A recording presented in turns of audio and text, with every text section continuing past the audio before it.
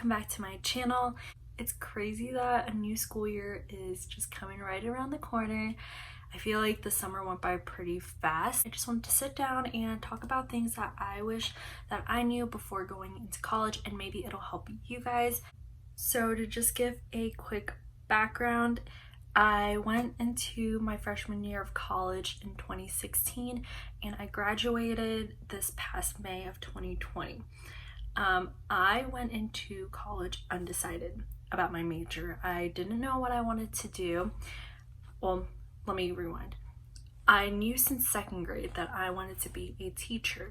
However, the school that I went to, which is Virginia Tech, didn't offer an elementary education major, so I wasn't sure what I wanted to do. Maybe like pick up a major that I could use for elementary education and just go into grad school for it. So then I went into my undergrad undecided. We had to take a course in the fall for all undecided major students. Basically, the whole point of the class was to find different majors that may suit us. And at the end of the semester of my freshman year, I went into human development, and that's what I majored in. And now I am in grad school specifically for elementary education. So jumping right into that, first thing, it is okay if you don't know what you want to do yet and you go into college undecided. That's what the point of college is. You're there to figure out what you want to do. It's also okay if you switch majors. That is completely okay and it's completely normal. So many people do that and you still graduate on time. Typically the first couple of years of your college, so like freshman and sophomore year of college, you take your gen ed classes, and starting from like late sophomore year to like junior and senior year, that's when you get more specific into your major. You have an advisor and they are there specifically to help you figure out your plan and your course of action throughout your college years. So it is completely okay if you don't know what you want to do yet and if you want to switch your majors around. I know circumstances are very different right now. We are going through a pandemic and therefore it is affecting college classes. I know a lot of schools are already doing it just online, or some are hybrid where some classes are online if they're larger lecture classes, or it's in person if it's like a smaller class. So it does make things a little bit harder to find a partner. Basically, what I mean by partner is finding a buddy that you can work with throughout the semester for that specific class. My technique was to find someone to sit next to that was also lonely. If I didn't know anyone or didn't have a friend in that class, I would find someone that was also lonely like me and sit with them. You can tell right off the bat like who's lonely, who's not, who's there with friends, who's there with no one. So if I was lonely, I would find someone that was also lonely, sit with them, and I wouldn't get their number like right off the bat. I thought that was a little bit weird.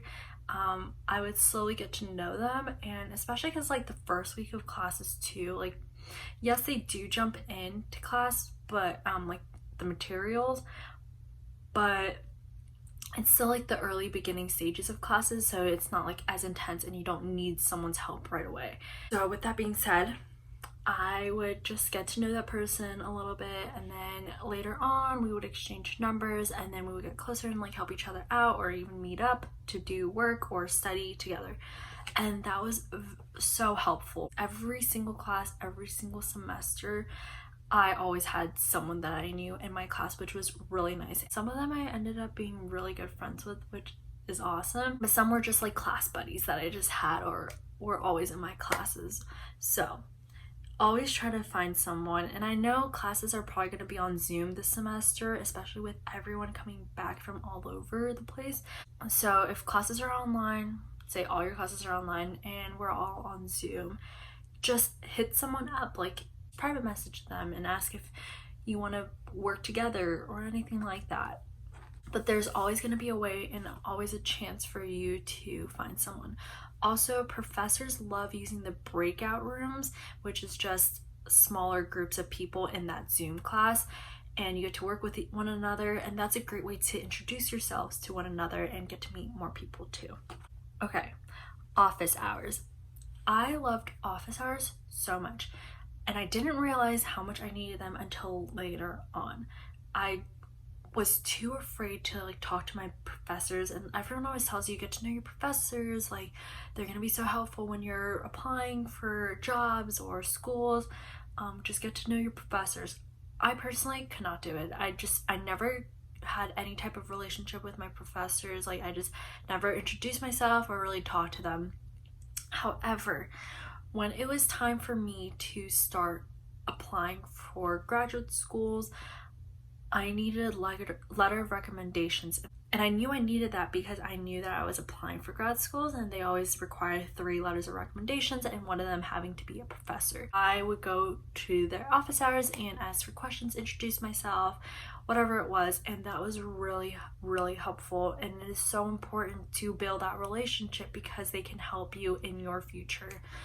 Another thing, if you don't need a letter of recommendations for any reason, if you are struggling or need any type of help, if you did really bad on an exam, if you're really confused, professors want you to go to their office hours. If you're too nervous to talk to your professor, you can talk to TAs, which are teacher assistants. They are all there to help you. They want you to succeed, and they are there for you. It was very nerve-wracking for me. I couldn't get myself to do it for like the first couple of years of college, but later on I realized just how much they're there for us. So utilize that because we are paying a lot.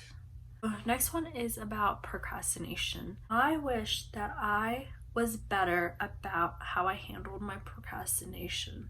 So I'm just going to talk about how I handled like my homework and studying. I would go to class, and I'm a big napper. So after class, I would nap, and then I would just watch YouTube videos or Netflix or just hang out with friends, and then I would start my homework. And I was the type of person that couldn't start their homework until later at night. And that was a big problem for me because, and I'm pretty sure that's what was causing me all that tiredness, because I was pushing my homework and studying off till later time. I would be staying up for a long time until like 2 or 3 a.m. So it just created this whole cycle. Once I got into like the upper grades, I started to change how I was studying and doing my homework.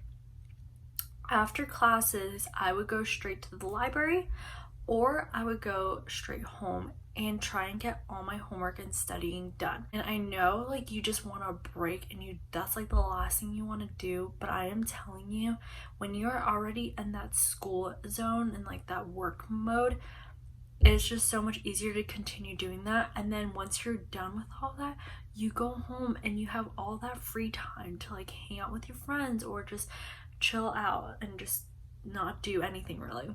That's just my advice for you. Like, I've been on both sides of it, and I'm just telling you right now that getting all your stuff done first and then having your free time to do whatever it is you want to do is probably like the best thing. Like, it just creates more room for free time. You're not as stressed out anymore as well.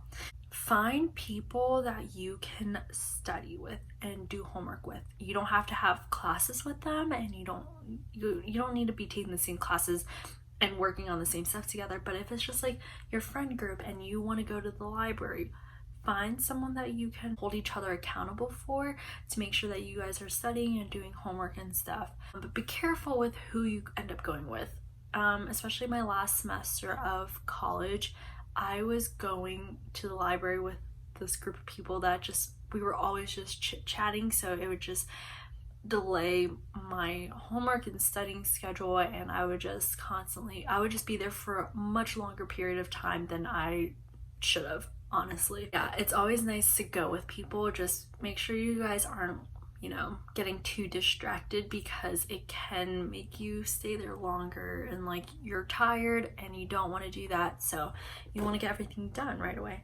Now, I'm sure everyone has heard everyone talking about not buying textbooks, and that is so important. My freshman year, I spent about $500 each semester for textbooks. And then ever since then, I spent like maybe less than $100, sometimes just $0 on textbooks.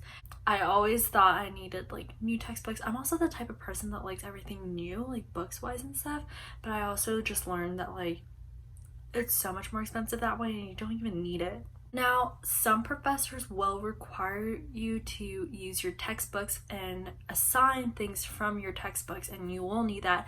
Or some textbooks have access codes for online websites where you do work on like this online website for that textbook. So that you will need. But if you can rent textbooks, I love to use Chegg or Amazon Rent, and those two are like amazing. I have also just sat on Google and I would look up textbooks, like a PDF version of textbooks for free online. I would just sit there and just scroll until I can find it, but not all of them have it.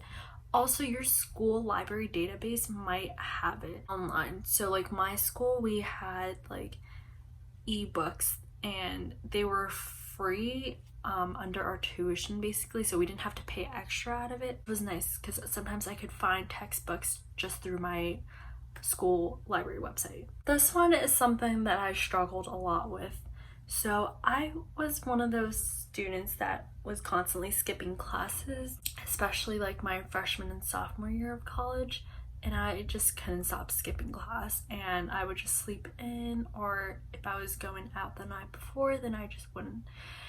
And let me just say that when you miss a class, it basically is like missing a whole like week of class. It is not worth it. It's not worth the stress that you're going to go through when you miss a class. Just have a balance. Like if you are sick or you just need a day off, having a friend in that class that can give you your notes or like help catch you up, like that's fine for like once in a while, but try to hold yourself accountable and try to go to your classes.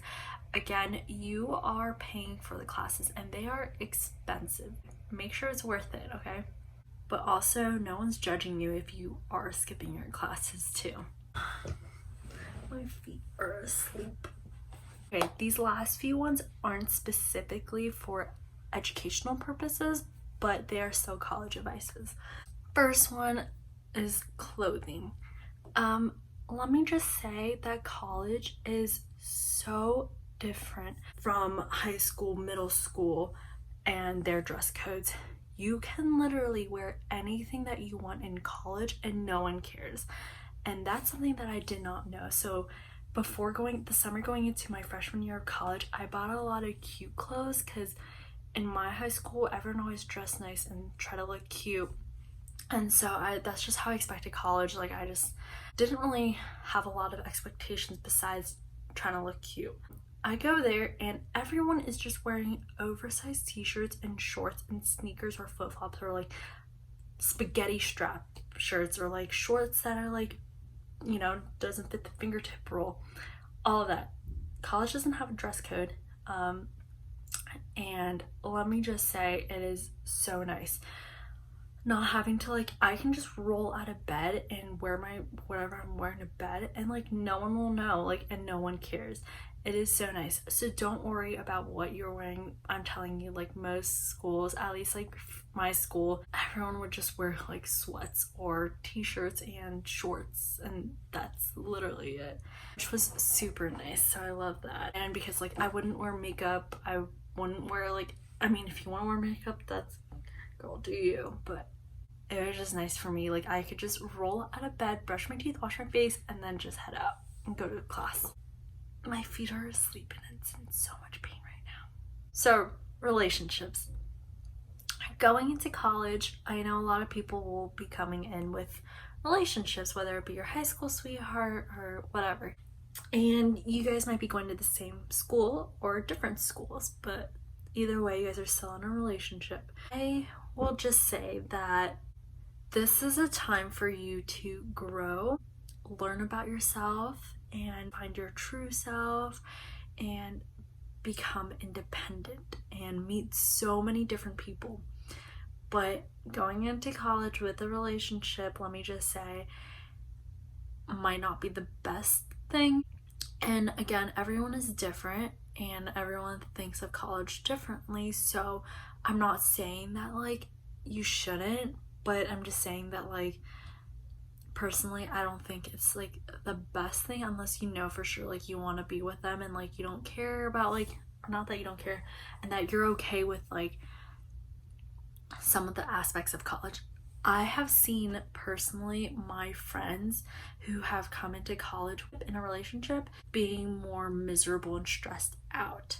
The freshman year, I feel like personally, like that is like the most crucial time when you learn so much about yourself, your true self, and that's when you just grow the most, because that is the biggest transition from going from living with your parents to all this freedom. You get to meet so many new people, you get to meet so many different people, you get to do so many new and exciting things.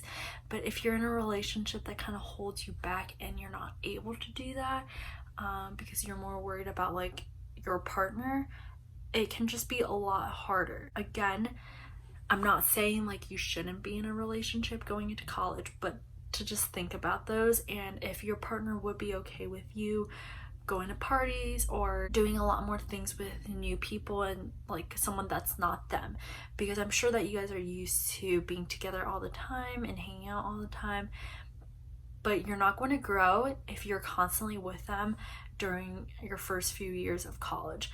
If you are with them constantly, how are you supposed to have room to grow and learn and all of that, you know? If they're okay with you like hanging out with all these new people and like meeting new people and going out with them and having fun with them, like that's completely fine. Like you guys have a good solid relationship where you guys can do that, and like that is okay. But just again, make sure that like it's not gonna make you have any type of regrets later on.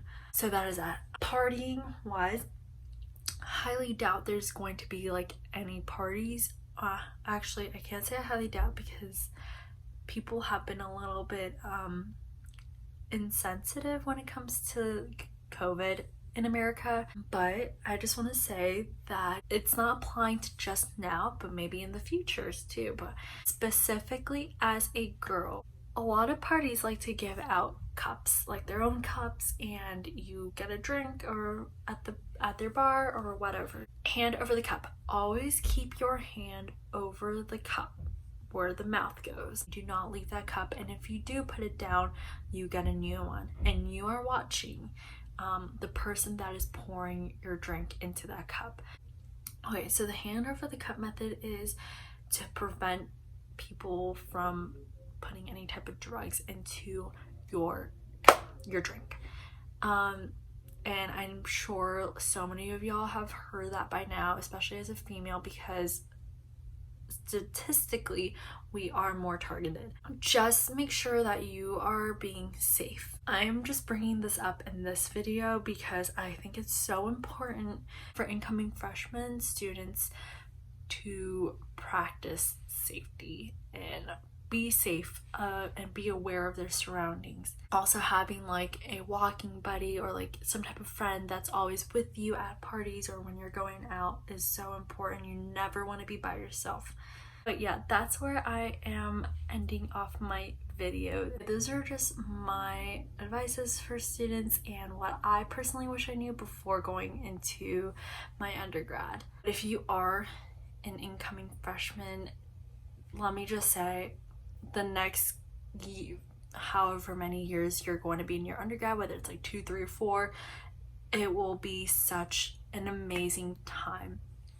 I loved my undergrad. I don't regret anything, and I think that every experience I had helped me to grow and find my true self. College is just a time for you to actually grow and learn so much, not only about yourself, but like everything else about your life and just life in general.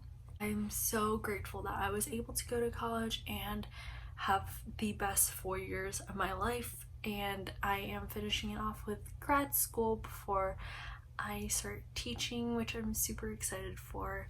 But yeah, I hope this was somewhat like helpful. You will have the most amazing time, and you will go through a lot.